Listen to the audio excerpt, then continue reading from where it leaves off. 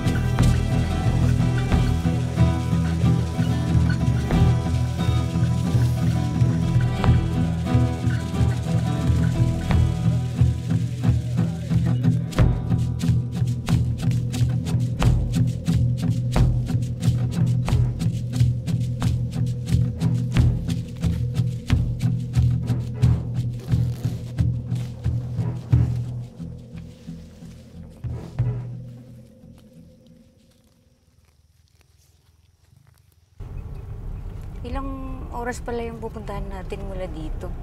Isang oras lang. Isang oras. Isang oras. Isang oras mahigit 1 hour and 9 minutes. Siguro. Isang oras, 9 minutes. Depende sa nagdadrive. Anong pangalan ng lugar? Marilog.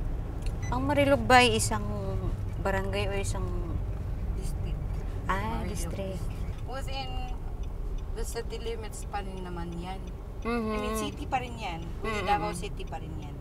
So, medyo malawak kasi ang Davao City. Ang Davao.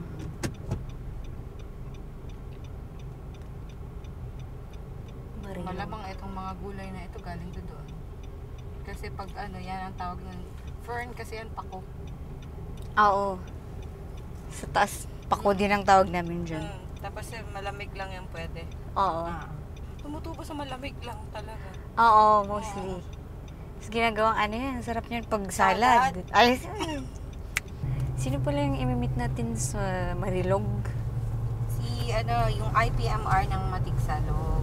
Si Datu Rudy Mande. Siya yung IPMR ng Matigsalog Drive na Marilog District. Yung dating mga elders ng clan, ng tribe, sinasabing huwag mag-aral kasi kakainin daw ng monster, yung parang monster na tinatawag nilang oligase.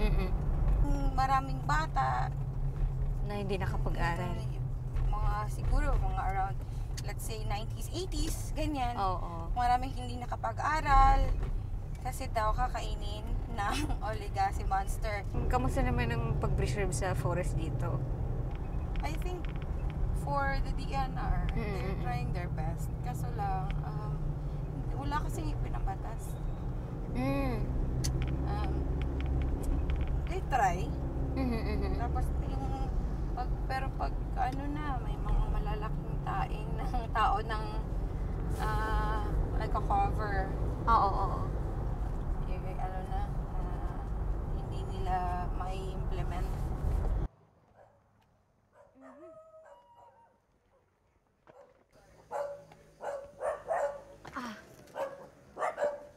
Ay, wow. Oh.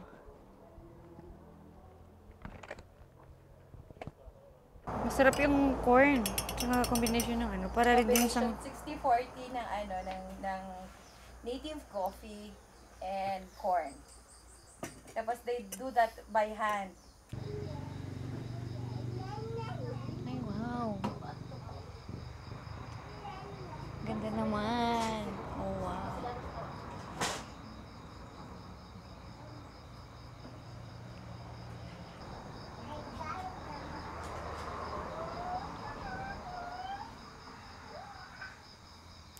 Say what you want to say. Pwede namang hawakan yung mga to, no? Oh, okay. Ay. Saan to gawa? Bronze? Oh, bronze. Bronze siya. Pero iba yung nakita ko doon sa Baguio, mga original talaga. Ito, hindi na, mga ano na lang to. Ay, oy, iba rin ng tunog. Yung naano ko doon sa Baguio, mga yung Oo. Tapos yung mga taga dito rin yung gumagawa ng mga weave na rattan, ay bamboo. Ay, taga dito lang man. Tawag niyan namin sa ano, daluos. Ay, daluos. Ito meron kaming ganito pero sa Benguet pa lang yung may ganito. Ang sa amin naman yung nilalagay sa ulo.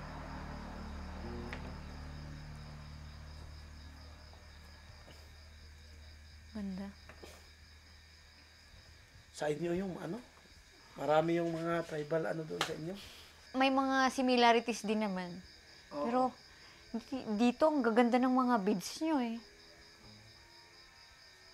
Ayun. Ito ang ganda nito. Sa amin naman, sa taas, ang pinaka-beads namin, mga pure stone. Yung nagtato, si ano ba yun sa inyo? Si Wang Od. Oo. Sa inyo ba yun? Oo. Yun, same tribe kami. Itong tato din natin lang. Ba't wala kang tato na ganyan sa kamay? Ayan, batok siya. Ah, yun na. Itong batok. Kasi usually yung mga taga Davao magpunta talaga din kasi Oo, may mga umakit, marami. magpatato, no? Tapos ito din. Yan. Ah, yun. Yan, batok yan. Mahaba yan. Yan yung mountain. Anong tawag niyan, ma'am? Ano siya? Kung sa salita namin, ang tawag namin dito, huilig. Or mountain. Yung ginamit niya na ano, yung pang... Oo, yung tinik ng lemon, Ah, ganyan. tinik lang, hindi Oo. metal, no?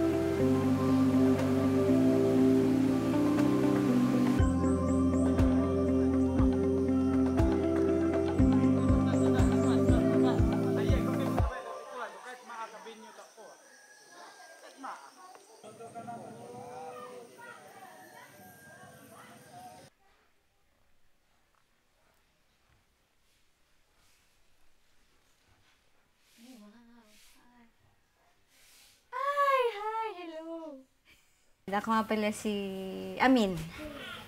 Mula ako sa taas-taas pa, sa norte. Kung familiar kayo sa Kalinga. Anong pangalan niyo pala ulit? Diana po. Diana, tapos Divina. Divina, Am-am. Am-am, okay. Diana, Divina, Am-am.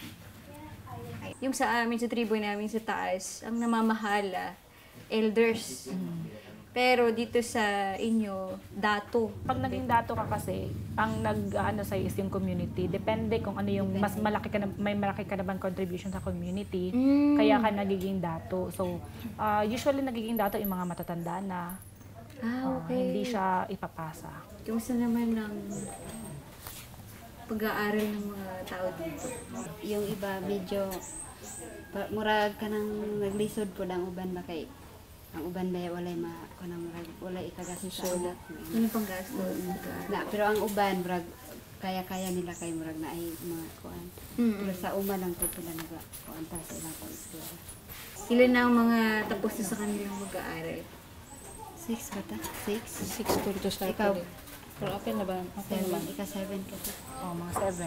Oo, 7. Ang nauna talaga si Kuya Rudy, Oo. yung counselor na ngayon. Tapos Ikaw, ako yung sunod. second. Tapos marami na yung sumunod. Siguro si Dato Rudy makakapagkwento.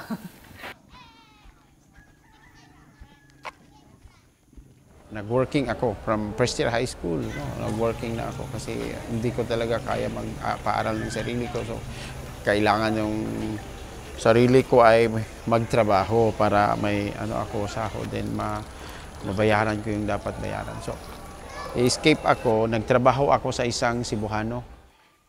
Hindi alam ng papa ko na nag-aral na ako.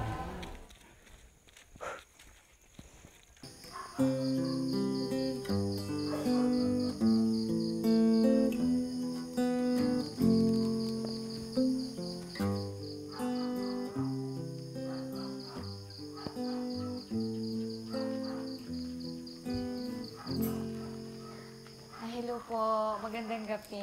Mapian Marusilom. Inuupo po kayo. Comfortable kayo. Ayun, okay naman po yung upo niyo. Okay ra. So, ang ganda naman po ng sombrero niyo.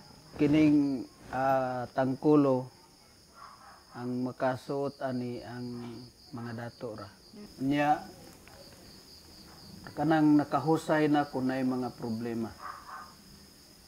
Pag eskwela ni Dato Rudy, wala mi nagdahom nga makaabot siya sa ingana nga kuan, ingana nga grado. Kay diri sa amo sa una, sagad walay grado, muminyo na.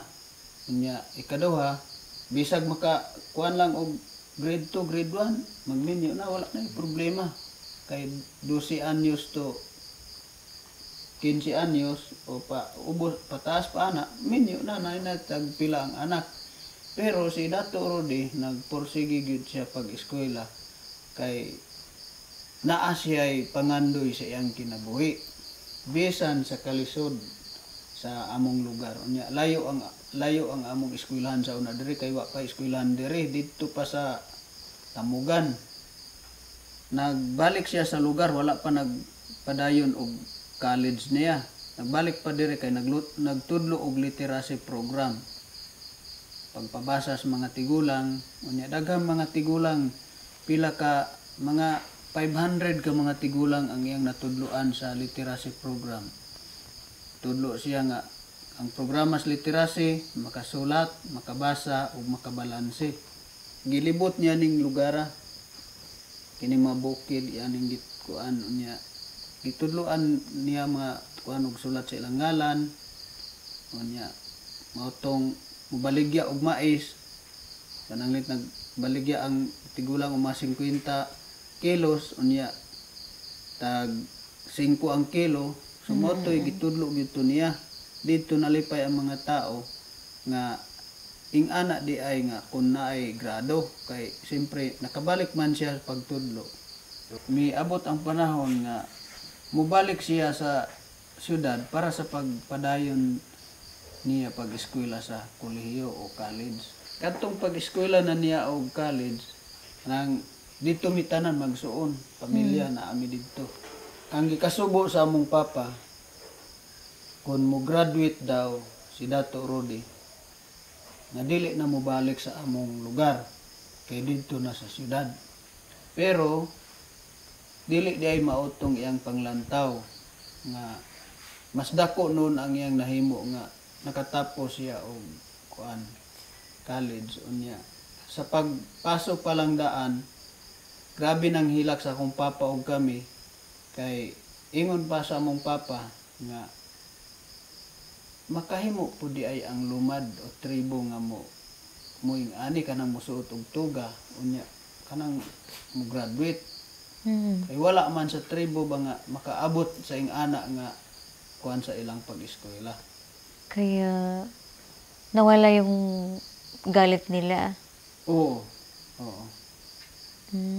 Unya kadto pa lang daan pagsuot sa tuga hilak akong papa kay pagtuon niya nga dili pwede sa amo sa tribo kundi pagtuon nila nga katong nara sa syudad ang pwede nga makasuot ato. Yung kaya naisip niya na mayroon din pala, pwede rin pala sa tribo na magsuot ng tuga.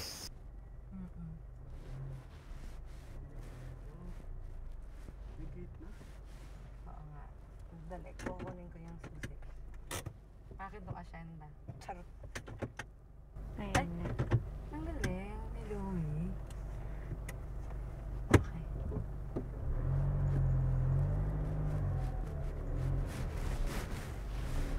Galing naman ng lokal na to.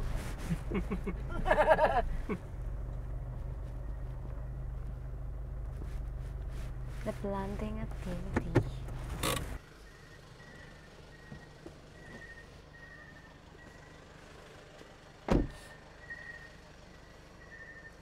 Ay, wow.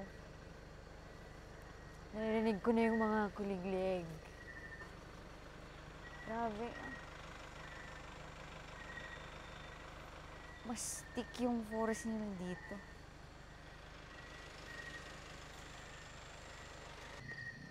Ano yung tunog na yon? Tunog ng nakarating na tayo! Tunog ng arakan. Yan palang tunog ng arakan. Sir, happy birthday. Nako, hindi na ako uminom eh. Graduate na. Bawal na daw eh. May nag-react doon, no? Nagpipintangan eh! Bawal na daw, sabi. Oh, naka-ready na yung bote. Aba, kayo, bahala kayo, inom kayo. Huwag lang yung may masisiraan ng ulo. Okay lang yung inom. Si ano pala sir? Si Amin. Ay, From hello. Baguio. Wala po ako sa Baguio. Nice meeting niyo po. Nice meeting din po. May dala po kaming wine para sa inyo. Wine. Wine din ako. Ayan, tikpan natin mamaya yan. Yung rice wine. Ako, Mexican naman ako. Oh, Mexican. Mexican. Paano Mexican? Kasi tri-blooded ako. Mexican. May dugo ako na ubo manobo. Yun yung local dito. Na tribe. Kasi pag sinasabing manobo, dami kasi yung sub-tribe. Gaya din siguro sa inyo. Pero ako may dugo ako sa Bagoboklata, Davao side din. Kasi yung lolo ko pure Bagoboklata.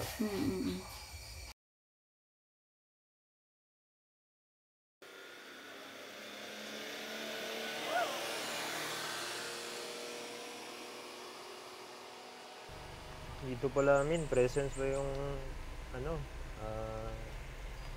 mga Philippine macaque natin. Minsan nandyan sa landslide area. Dito sa right side. Moving kasi yung soil dito.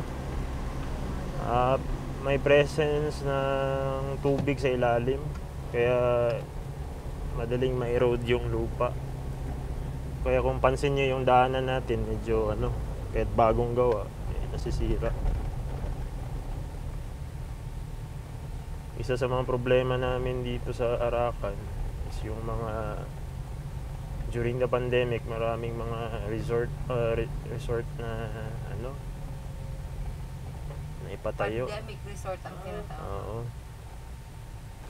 So, ang worst pa is malapit dito sa nesting site.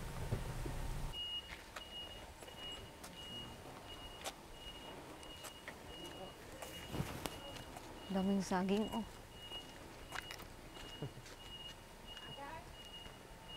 May tanong lang ako. Ba't siya tinawag na carbon forest? Another term for refo. reforestation. Funded by FEP. Nandyan. Actually, nandito yung yung focal ng Philippine Eagle Foundation. So, nagbibigay sila ng area na malapit sa nesting site natin Philippine Eagle para taniman ng irerepo, tataniman ng mga indigenous na kahoy. Gaya ng lawaan, yung mga bagpikan, kalingag. Yun yung pinapadami niyo dito? Pinapadami. Nag-allot sila ng parang 2 hektarya siguro ito. At saka itong carbon forest is source ng livelihood din at the same time sa mga tao nandito. Binibigyan sila ng incentive sa pagtatanim. Isang organization sila. Si Kuya Randy? Nami bisita. Sila gyapon.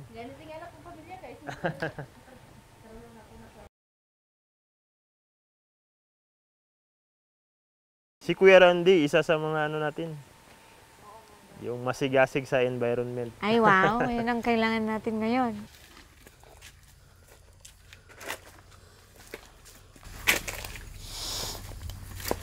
Sino ba ang mostly na naninira ng forest? Yung dati, laging. So, natigilan yon. Mga 1990, ang last, 1990, madugo yun. During the, yung laging activity, may nadamay din na isang agila. Juvenile. Pagputol ng punong kahoy, natumba, namatay yung agila. Juvenile. Sayang yun. Ngayon pa naman is from 400 pairs, naging 392 na lang. Recently na update ng Philippine Eagle Foundation. Kasi minsan, yung kalaban mo din, politika eh. Ang programa ng gobyerno para sa mapaganda, yung kalaban mo din, nandun din sa gobyerno minsan. Curious po kami, ano po yung struggles ng mga forest rainbow? Budget. Yun. Budget. Funding from the national government. Yun yung struggle ng mga law enforcement natin. Yung mga gamit pang akyat ng bundok. Sacrifice ka pag may nahuli ka. Anong gagawin mo? Walang pangil ang gatas. Opo. Ikaw ang kawawa. May gamay na payag. Pahinga muna tayo, bay. Sige, bay. Marami na kasing na nadali na kasamahan namin. Dahil lang sa pagpapatupad ng batas. Tabi, bay. Malagay sa alanganin yung pamilya mo, hanap buhay mo.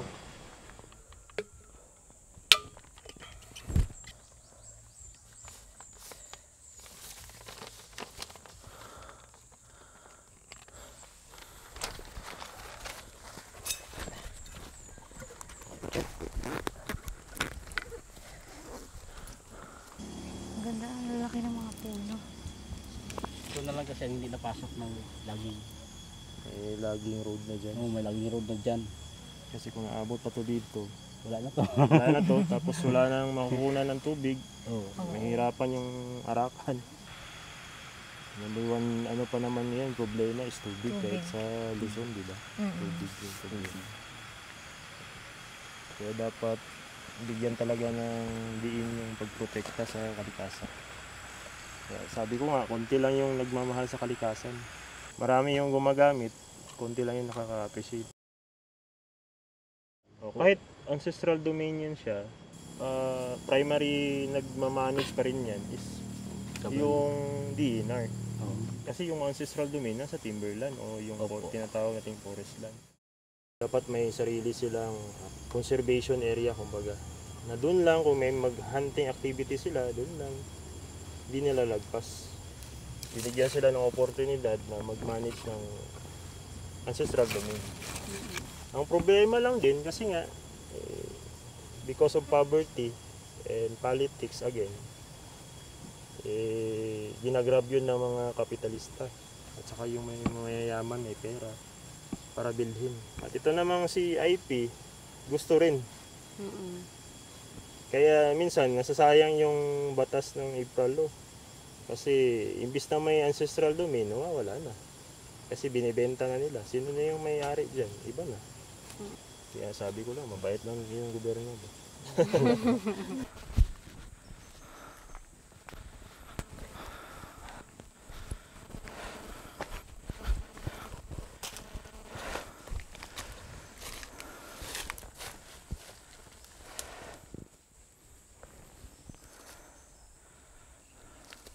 Rabay.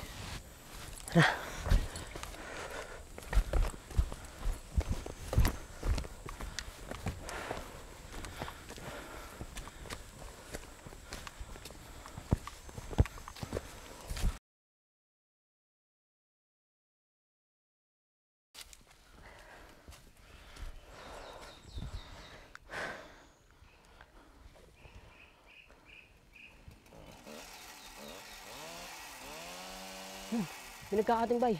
Rabay.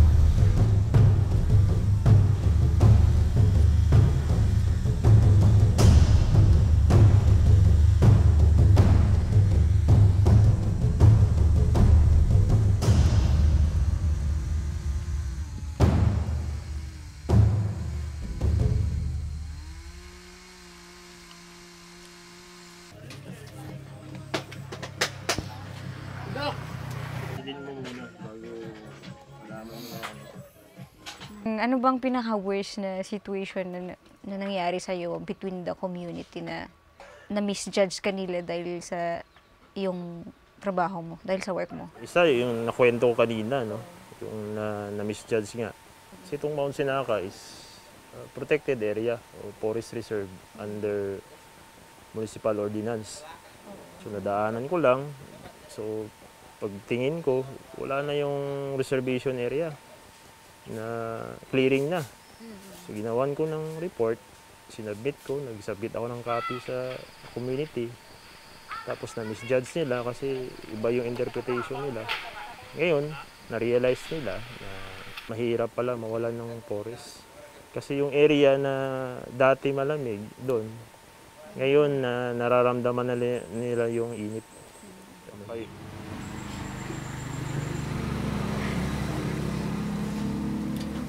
Sarap mo yung kape, ano? Lamig. Lamig kayo. Ang first na pasyal ko dito sa Mindanao, sana naman ako sa Lake Cebu. Doon, Medyo malayo na rito. Mga Tibuli yan dyan. Tibuli IP tribe. community dyan. Sila din yung IP community na medyo na-preserve pa nila yung tradition. Oo, tradition. Yung sa aming culture, sa amin na IP tribe, is medyo na yung sa Obo Manubo. Dying culture. Nawala na. Parang yung sa lugar. Oo. Medyo dying yung art. Oo, dying. Yun yung sad reality doon. Although maganda na mayroong development, yun din yung kapalit nun. Dapat sana balance.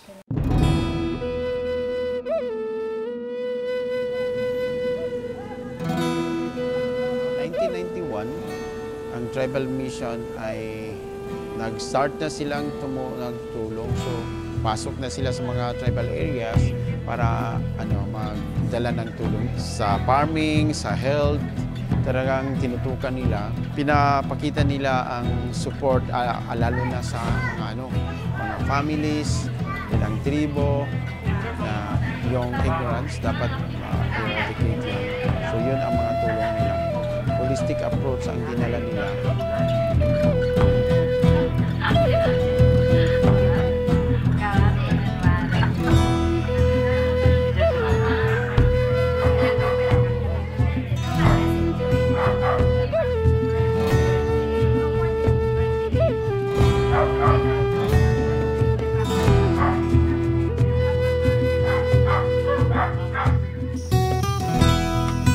Then ako isa sa mga na-blessed din Nag-work ako sa kanila dito sa may downtown area dahil may center sila. So ako ang tigalaga ng mga tanim. Lahat ng mga ayusin na parang mismo.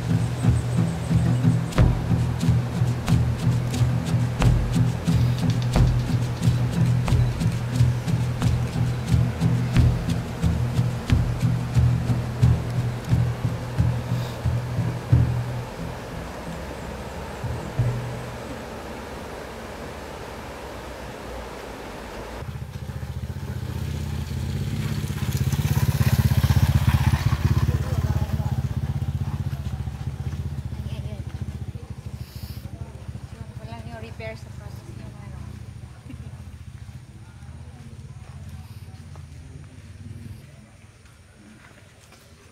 Bigit naman nung biglang gapo.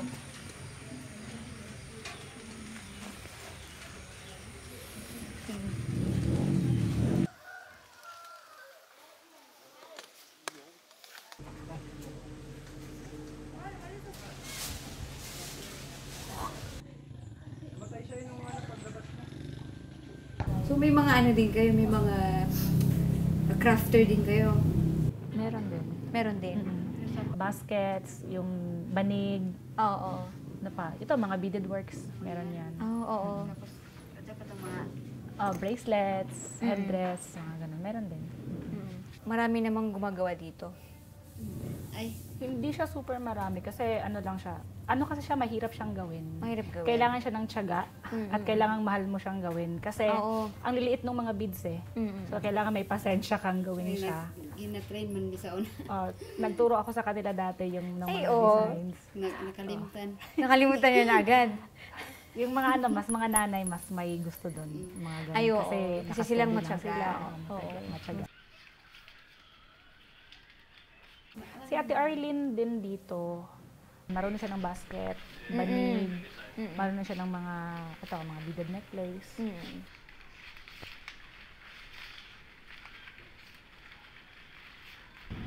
Kayo lang pong gumagawa niyan. Tagsara ang kanang mga edad-edaran na. Nami gitadloan sa una pero wa ta nagamit pa na. Pa na balik og himo.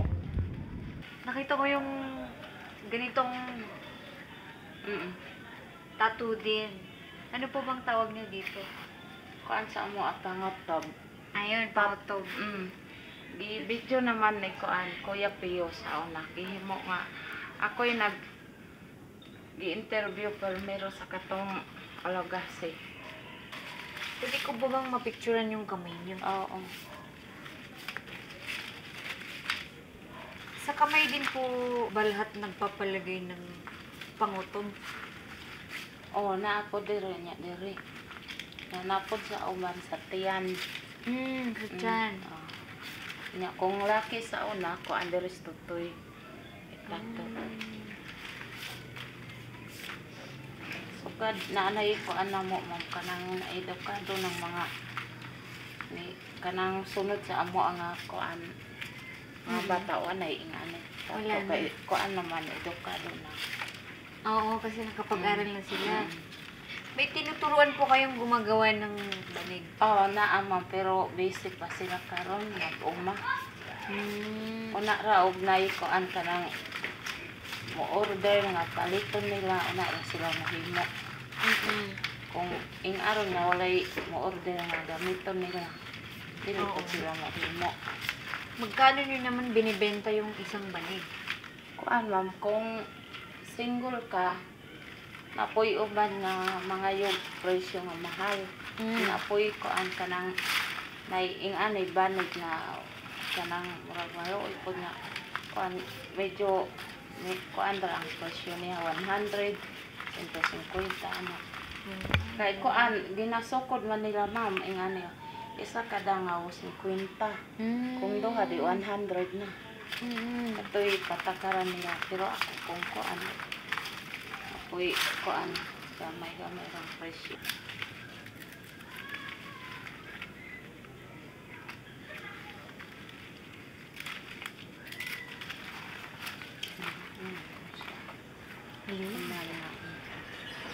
Sample naman siguro. Matibay na siya.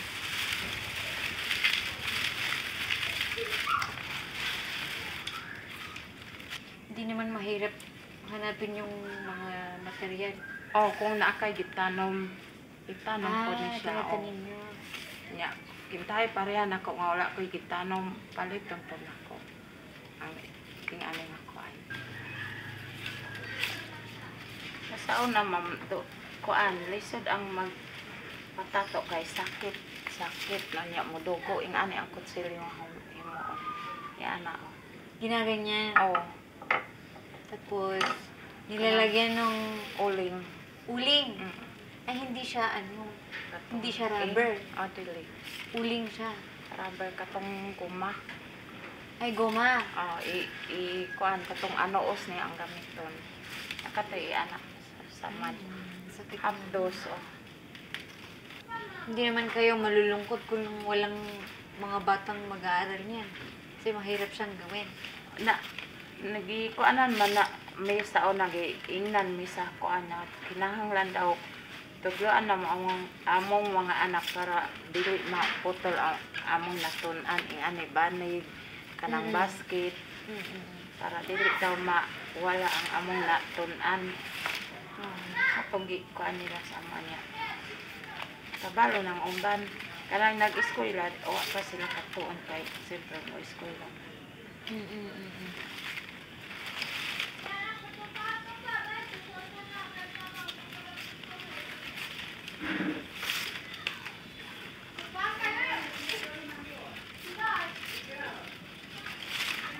Ano naman po yung ginagawa niyo? Basket? Kung basket. Sudlan na mo nagbugas, mga gulay, kung dako na siya nga paghimo. Ay, lahat ng kagamitan. Oo. Matagal na to. Oh, gihiraman ra nako ang ako ang kutsilyo para panghimo ani para sa ubo sa uma. Gihiraman ra nako. Tawag dito. Kung bibilhin ko to, ibibigay niyo ba sa akin? Papabili niyo? Ambot kay dili ako. Ikaw kung kuan kay igsuon ra man akong tag-iyana. Ano daw ulit? Di ko maintindihan. Mayroong manggagawa dyan. Ay, magpagawa. Opo. Wala na tayo himuon, ma'am. Wala na. Wala na bang magawin siya? Wala na bang magawin siya? Okay na po.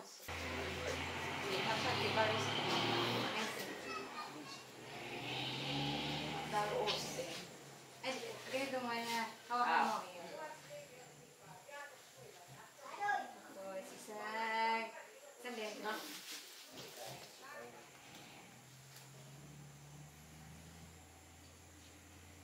Ayun, salamat po. Ayan.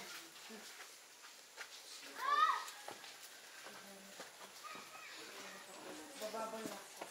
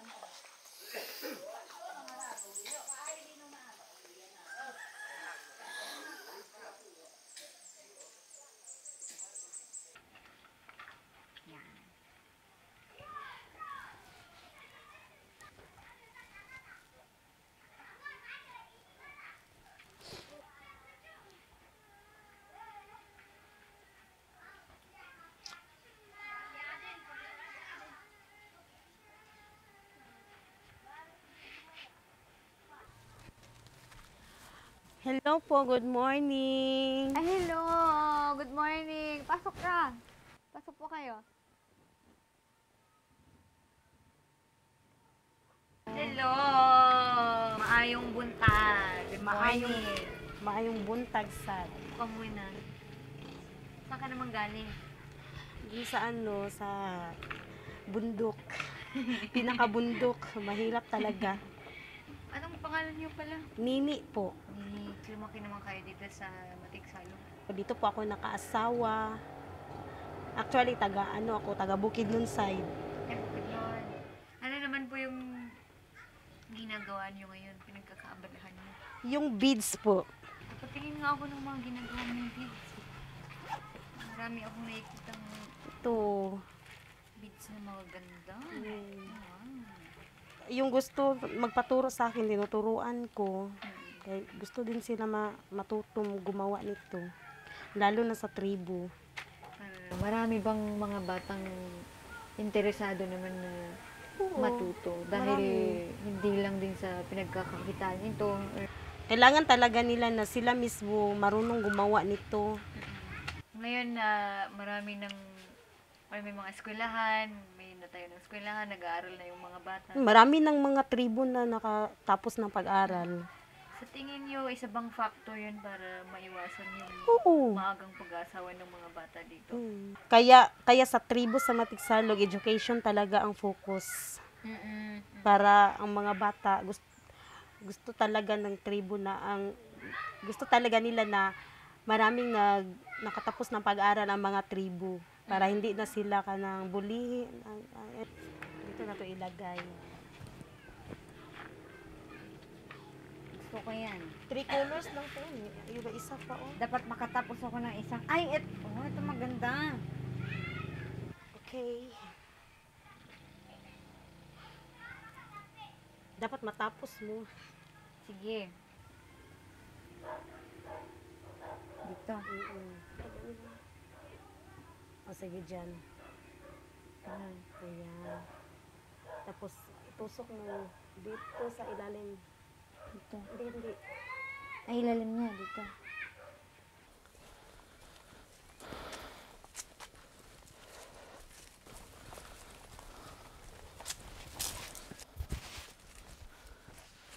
Sabay. Sabay. Sabay.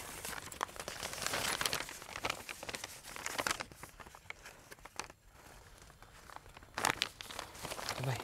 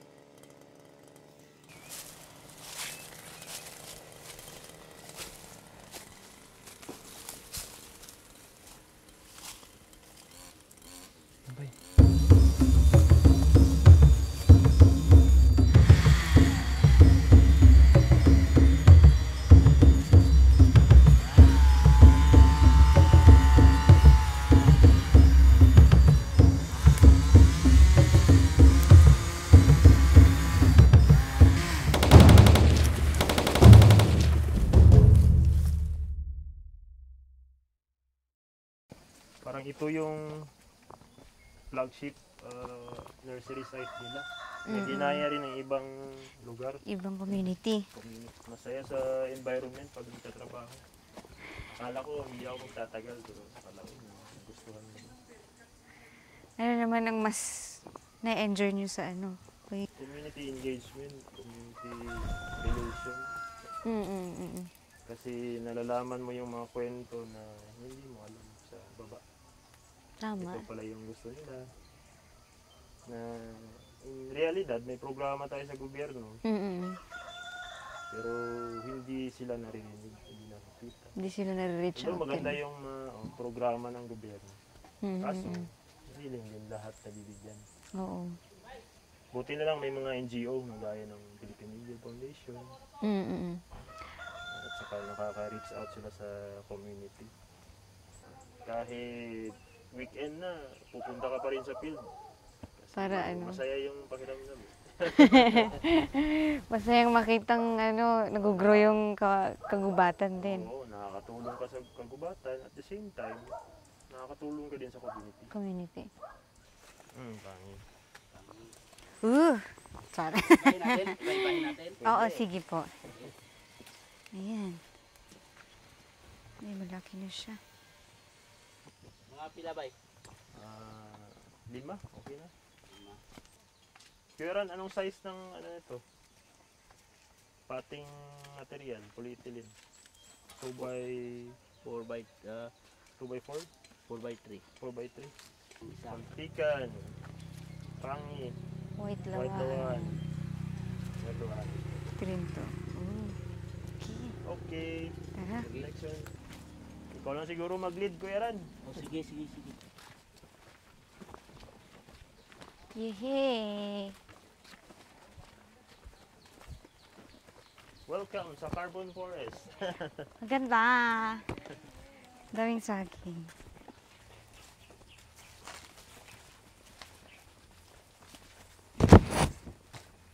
Involving environment, hindi lang yung trabaho. Dapat yung commitment mo as a pro-environment. Kasi hindi mo mamahalin yung trabaho mo kung wala kang commitment. So sila, Kuya Randy, isa sila doon sa may mga malaking puso, pagmamahal sa kagubatan. Yung commitment nila, hindi yun nababayaran ng pera. Kung sabihin mo, tubo. Tubo. Ano ba sa Kalinga yan? Yung pag nagtatanim? Mamuya. Yun. Mamuya dyan tuho Dati pagdating namin dito, yung doon, na yan ba? Sibuyas ang tanim dyan. Ngayon, forest na. Oo. Pero balak nyong patubuin ng mga puno dito. Oo. Bawal na kasi may batas na na bawal na. Tapos naka na to for reservation na po. Kaya tinatamnan niya. Nakalaan na to for reservation na. Tapos hanggang dito na lang po kami. Ito yung. Pero tinaniman pa rin naman ng puno. I-demo ko to sa permaculture.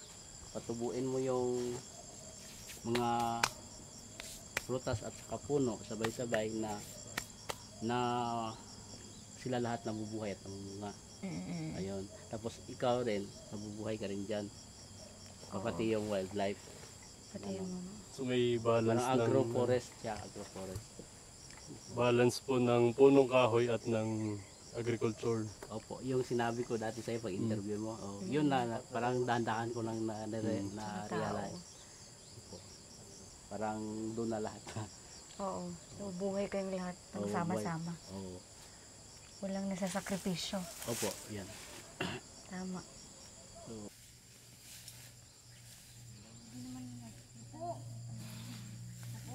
There's no shame.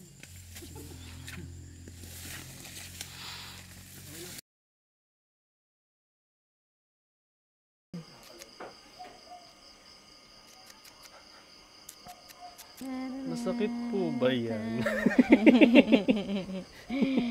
Medyo. Parang kagat lang ng langgam na malaki. Langgam ng Luzon. Langgam ng Luzon, Norte. Before, dun kami sa may Saan? Saan tayo nagtanim, dun din sa may taas nun yung Doon kayo nag-shoot site dati? namin. Doon inaabangan yung agila. Nakita mo ba yung design? Ay, hindi pa pala. Hindi. I trust you. Sige. Put your art on yung my skin. Yung shading, tingnan na lang natin pag on the spot na. Ito namang design natin, siya, mas inspired siya sa biyahe natin dito sa Mindanao. Na parang feeling ko naman, oo.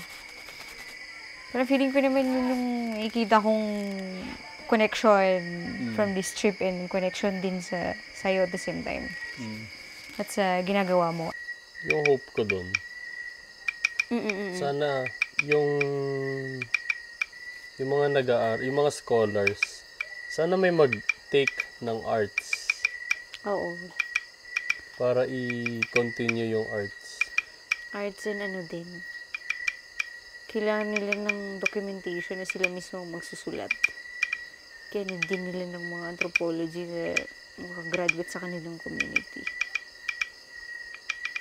Like, magsusulat ng history nila. Oo, history, mga lahat na aspect in terms of art.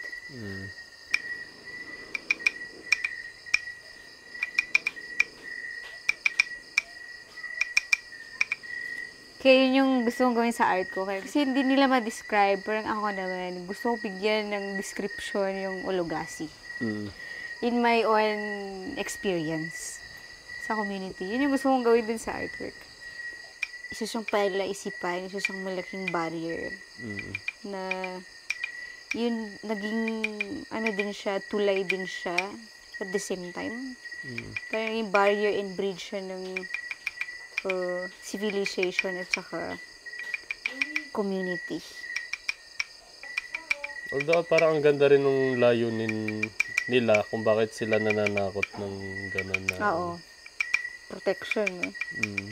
Yun yung natural character ng IP din kasi. Natural yung character na gusto nilang protektahan yung territory nila. Kung ano yung meron sila.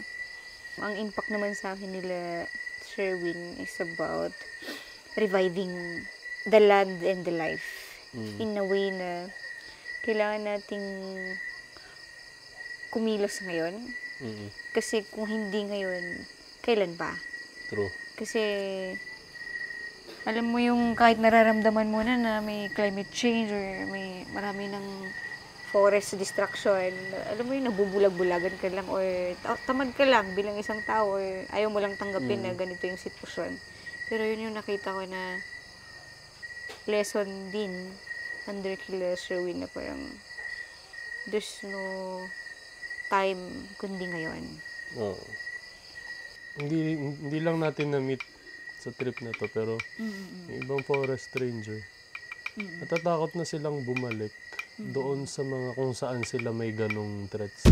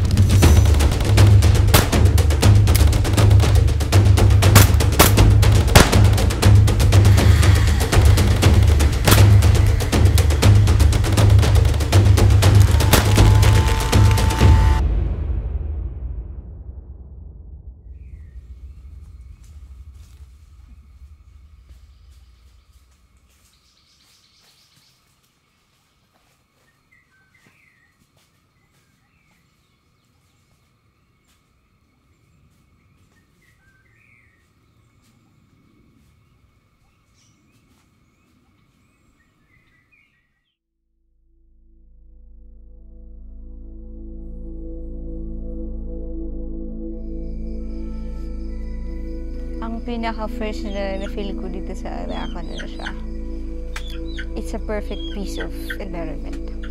It's a peaceful place, maraming resources. Pag natapos ko yung artwork ko, ibibigay ko yun sa community. Siguro yun yung gusto kong maging memory ko sa kanila. Kasi sila din naman ang naging inspiration ko para gawin yung art. So, gusto kong bigay sa kanila yung art.